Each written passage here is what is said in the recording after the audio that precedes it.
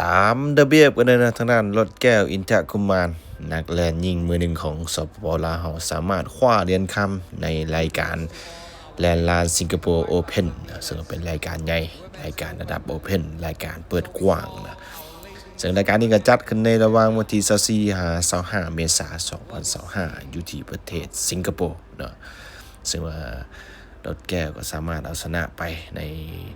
ระยะ 5,000 เมตรยิงเนาะก็ถือว่าเป็นการคว้าเหรียญคำที่2เนาะเอาชนะคู่แข่งไปขาดลอยก็ได้เนาะถือว่าขาดลอยดีเนาะ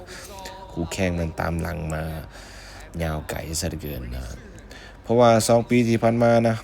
ก็คือในปี2023รถแก้วก็สามารถญาติได้2เหรียญคำที่ผ่านมานะซึ่งนี่ก็จะเป็น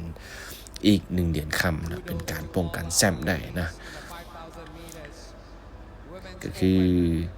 ที่ผ่านมารถแก้วก็ได้เหรียญคำจาก 5,000 เมตรยิงรายการ1เหรียญคำจากผสมนะเป็น4คูณ100 เมตรเนาะก็ถือว่าฐานรุ่นอีกมื้ออื่นเนาะจะมีอีก1รายการนะเป็น4คูณ100 เมตรนะผสมนะก็ถือว่ารายการนี้ก็จัดอยู่ที่ประเทศสิงคโปร์นี่เป็นตารางของผู้เข้าเส้นชัยนะรถแก้วที่1นะขาดลอยนะ